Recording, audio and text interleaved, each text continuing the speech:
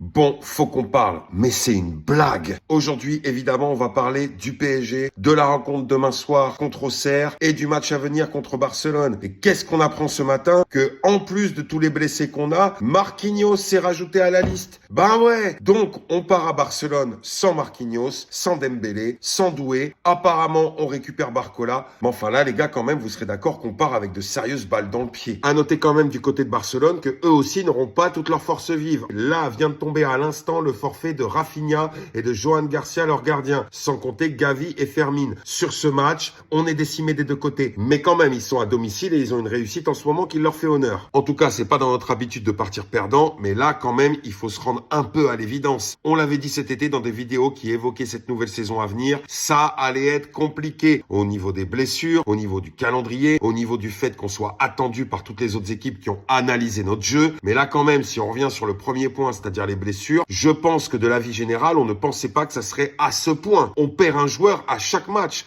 Pardon, j'ai oublié Neves qu'on a perdu aussi. On l'a vu contre Marseille. On était quand même assez limité. Alors oui, il y avait l'enjeu de la soirée décalée. On va pas revenir sur tout ça. On en a déjà suffisamment débattu, nous Parisiens et vous Marseillais. Qu'est-ce qui se passe à l'entraînement? Parce que là, en l'occurrence, Marquinhos, c'est même pas en match. Là, ça pète de tous les côtés. Au niveau des blessures, j'entends. Parce que dans le reste, le coach n'a pas changé. D'ailleurs, élu meilleur coach au Ballon d'Or. L'équipe n'a quand même pas perdu son football. Mais oui, on a des limites en termes d'effectifs. Beraldo, Kanginli, Mbaye, Mayoulou, Zahir Emery dans une moindre mesure parce que je le sauverai quand même un peu. Oui, en effet, ce banc n'a pas un talent incroyable, en tout cas n'est pas au niveau des titulaires. Et on en revient à la politique de recrutement qu'on avait évoquée lors de l'interview de Luis Campos. C'est quand même incroyable, les gars, que vous n'ayez pas réussi à trouver au moins une doublure à Hakimi et un ou deux milieux, voire offensifs. C'est fou, il n'y en avait pas sur le marché parce que Gonzalo Ramos, entendons-nous bien, je suis toujours